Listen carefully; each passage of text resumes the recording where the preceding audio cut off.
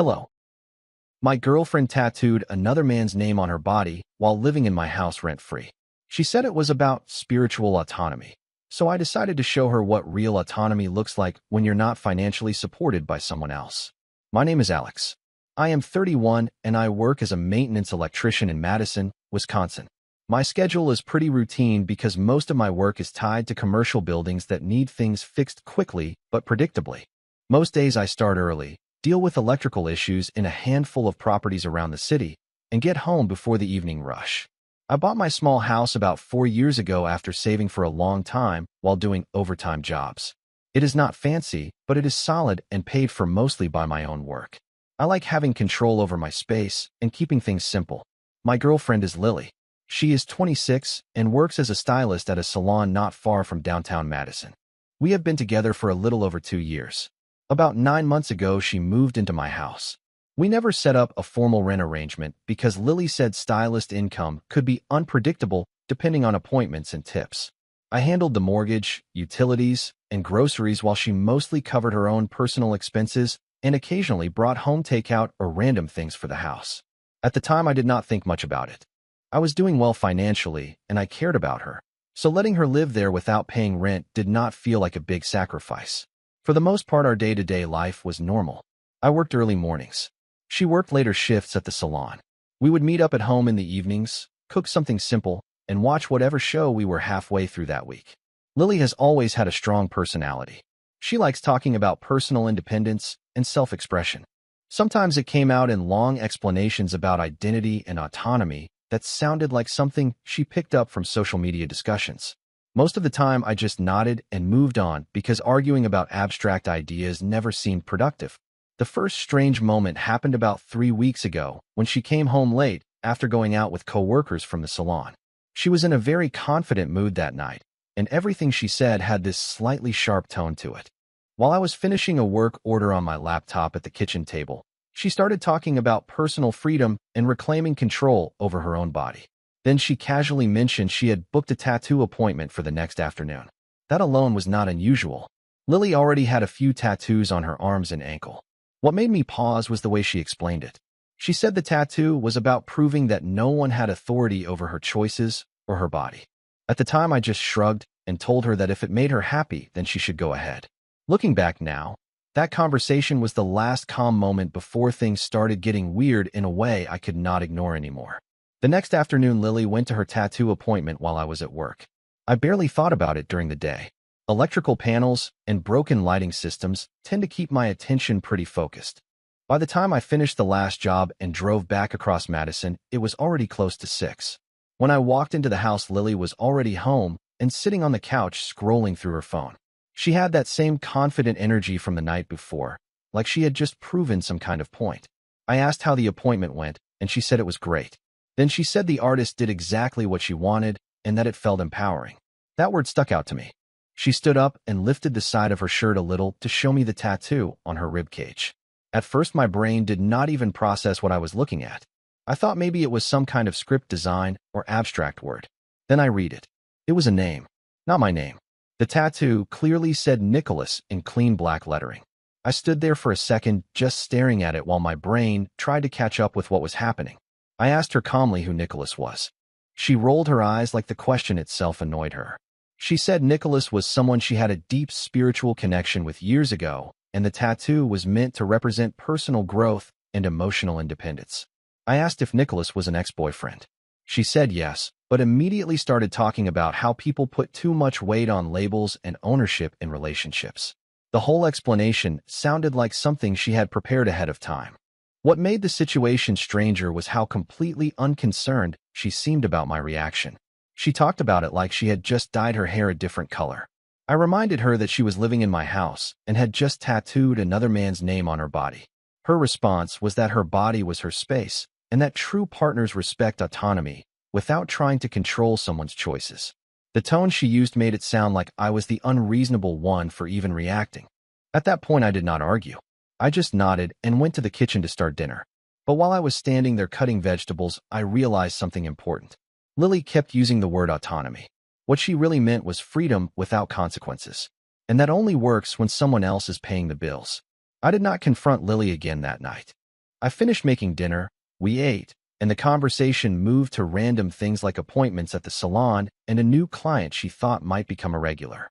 On the surface, everything felt normal again, which almost made the tattoo situation feel surreal.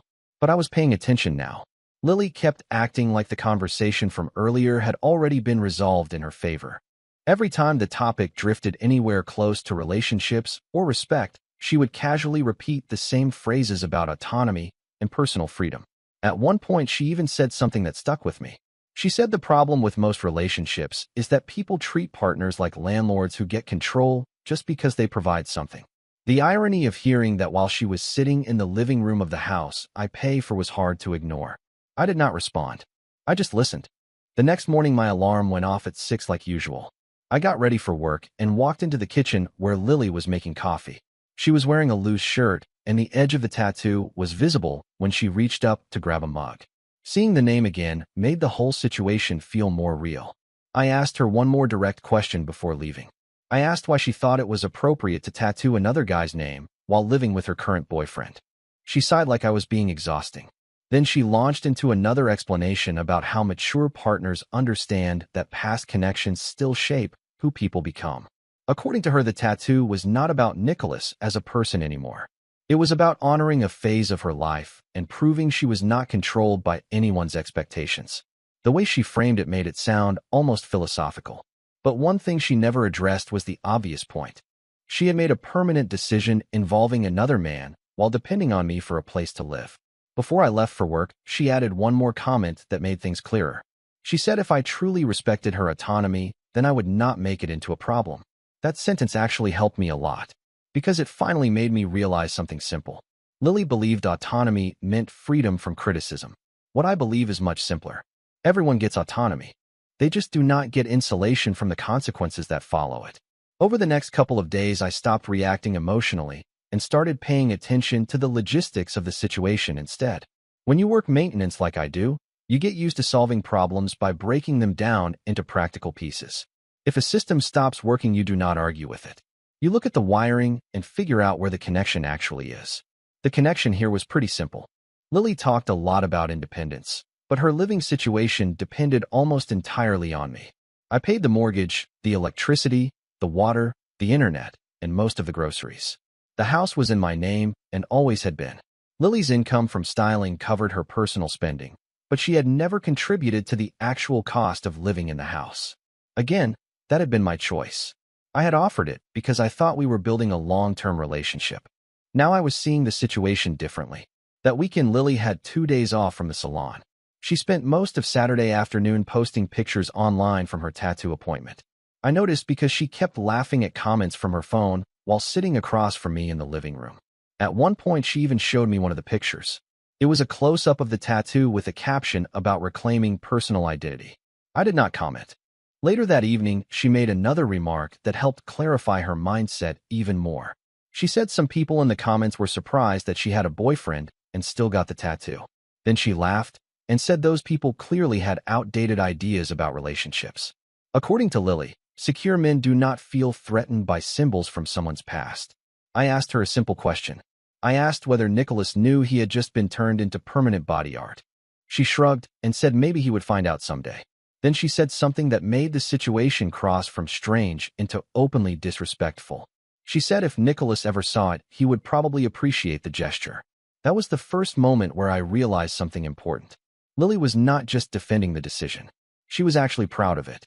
And the more she talked about autonomy, the clearer it became that she expected the benefits of independence while continuing to live inside the safety net someone else provided. After that weekend, I stopped debating the philosophy of autonomy with Lily. There was no point arguing abstract ideas with someone who already believed they were automatically right. Instead, I started adjusting the practical side of things. The first change was small. Normally, I handle groceries for the house every Sunday evening. I usually buy enough for both of us for the week since my schedule makes it easier for me to stop at the store after work. That Sunday, I only bought food for myself. Nothing dramatic.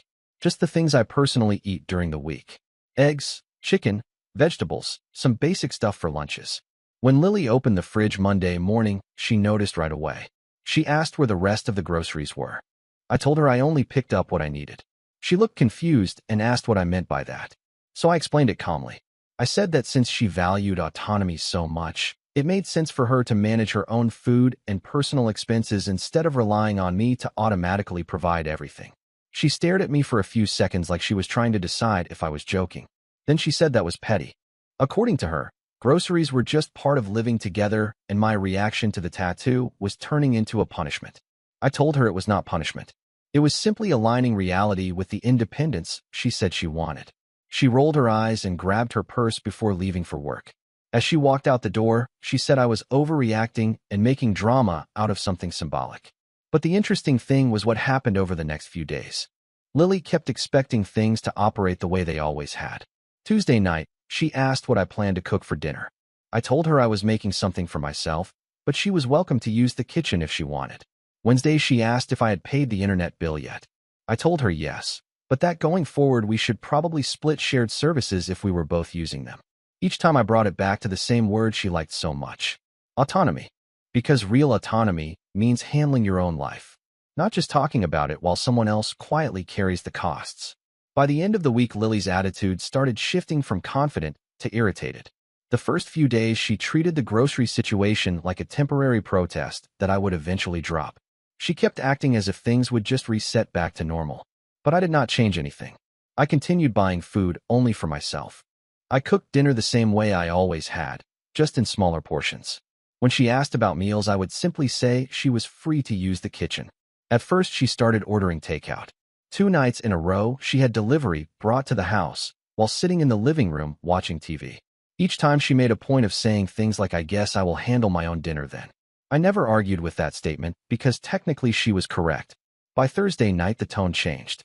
She asked me directly if I was planning to keep acting like this. I told her I was not acting like anything. I was just adjusting the household setup so that each of us handled our own needs. She said that was ridiculous because couples are supposed to support each other. That comment made me pause. So I asked her a simple question. I asked if tattooing Nicholas's name on her body while living rent-free in my house counted as supporting the relationship. She immediately got defensive. According to her, the tattoo had nothing to do with our relationship, and I was intentionally twisting things to justify being controlling. That was interesting to hear because the entire week I had not told her what she could or could not do. I had only stopped automatically providing things. Friday morning, another small moment happened that really showed how used to the old system she had become. She asked if I could transfer her some money because her paycheck from the salon had been smaller that week and she needed gas. A few weeks earlier, I probably would have done it without thinking. This time I told her no. I reminded her that autonomy means managing your own finances. The silence after that answer lasted a lot longer than any argument we had earlier in the week. For the first time, it seemed like the word autonomy was starting to feel different when it applied to her instead of everyone else. By the next weekend, Lily's frustration finally turned into open anger. Saturday morning started tense almost immediately. She opened the fridge and realized again that most of the food inside was portioned for me. I meal prep because my shifts start early, so everything is organized in containers. She shut the fridge door hard and turned toward me. She asked if I was seriously going to keep doing this. I told her yes. That was when the argument started. She said I was being childish and petty over something symbolic. According to her, the tattoo had nothing to do with our relationship, and my reaction proved I was insecure. I reminded her calmly that she had chosen to tattoo another man's name on her body while living in my house without paying for anything. She immediately raised her voice and said her body had nothing to do with my house. Then she started repeating the same phrases again about autonomy and independence, but this time she was almost yelling them. At that point, the conversation stopped being philosophical. It turned into a real fight. She accused me of trying to control her. I told her I had not controlled anything. She had made every decision freely. What I had done was stop financially supporting someone who openly disrespected the relationship. That sentence pushed things over the edge. She said if I had a problem with her autonomy, then maybe I should not have asked her to live with me in the first place. So I told her something simple. I said she was right. If autonomy was that important to her, then she was completely free to live independently somewhere else. At first, she laughed like I was bluffing. Then I walked to the hallway closet, grabbed one of her suitcases, and set it on the floor in the living room. The house is in my name. She is not on the lease because there is no lease. I told her she had the rest of the afternoon to pack her things and figure out where she wanted to go. The moment she realized I was serious, the entire mood changed. The anger was still there, but now there was something else mixed into it. For the first time since she got that tattoo, Lily looked genuinely shocked. It seemed like the idea of autonomy had sounded a lot better when it came with free housing. After I put the suitcase in the living room, the argument kept going for another few minutes, but the tone had changed. At first, Lily kept insisting I was overreacting. She said no reasonable person would throw someone out over a tattoo. She also kept repeating that I was trying to punish her for expressing autonomy. I did not argue anymore. I just told her the situation was simple. She had made it clear she wanted full independence. Living in my house, while depending on my money, did not match that idea anymore. For a while, she paced around the living room talking about how unfair the situation was. At one point, she even suggested we should take a few days to calm down before making any big decisions. That suggestion would have made sense a week earlier, but not after everything that had happened. So I repeated what I had already said. She needed to pack her things and figure out where she was going. Once she realized I was not changing my mind, the anger came back again. She started throwing clothes into the suitcase while complaining loudly about how immature I was being. Every few minutes, she would stop packing just to lecture me about relationships and emotional growth. I mostly stayed out of the way and let her do what she needed to do.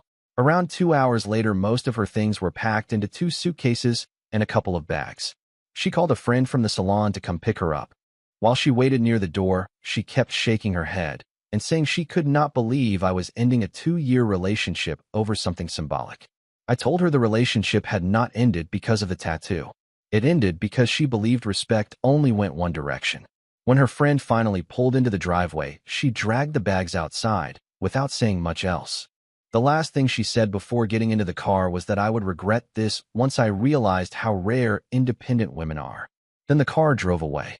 And just like that, the house was quiet again. The first thing I did the next morning was block Lily's number. Not out of anger, just practicality.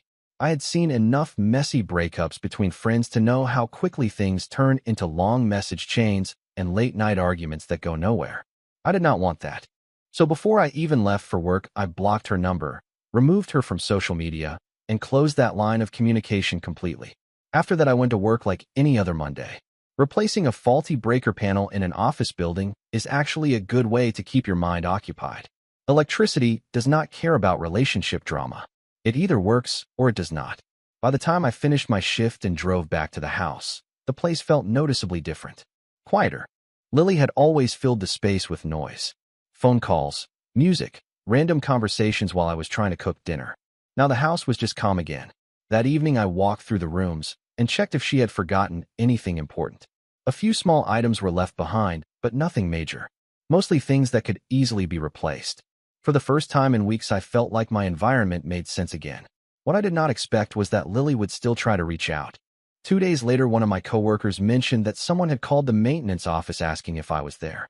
They had not given her my schedule, but they recognized the name. Apparently, Lily had tried to contact me through my workplace after realizing she was blocked. That confirmed I made the right choice. I was not interested in restarting the same argument over and over again. From my perspective, the situation had already been resolved. She wanted autonomy. Now she had it. And I finally had my house back. A few days after my coworker mentioned Lily trying to reach the office, I heard from her one last time anyway. She used a different number. The message came in late in the evening while I was sitting on the couch watching a game. It was short, but very clearly from her. She wrote that blocking her was childish and that mature people know how to communicate after a disagreement. I did not respond. Instead, I blocked that number too.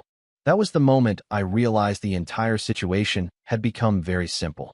For weeks, Lily had framed everything through the lens of autonomy. Every decision she made was supposed to exist above criticism because it involved her identity or personal expression. But autonomy only works when someone is actually standing on their own feet. What she really wanted was freedom without responsibility. The tattoo itself was never the real issue. People make questionable decisions all the time. A tattoo can be covered, removed, or eventually laughed about. What mattered was the attitude behind it. She expected to make a decision that openly disrespected the relationship while continuing to live in my house, eat the groceries I paid for, and rely on the stability I built. When that support disappeared, suddenly the conversation about autonomy changed. Now it was about fairness and maturity. About a week after she moved out, I reorganized a few things around the house. I turned the spare room she used for clothes into a small workshop space where I keep tools and parts for side jobs. The place feels a lot more functional now. Every now and then I still think about the moment she showed me the tattoo. Not because I miss her. Mostly because it was such a perfect example of how people sometimes use big philosophical words to avoid simple realities. Autonomy is real, but so are consequences. And if someone wants complete independence, the most honest thing you can do is step aside and let them have it. Bye-bye.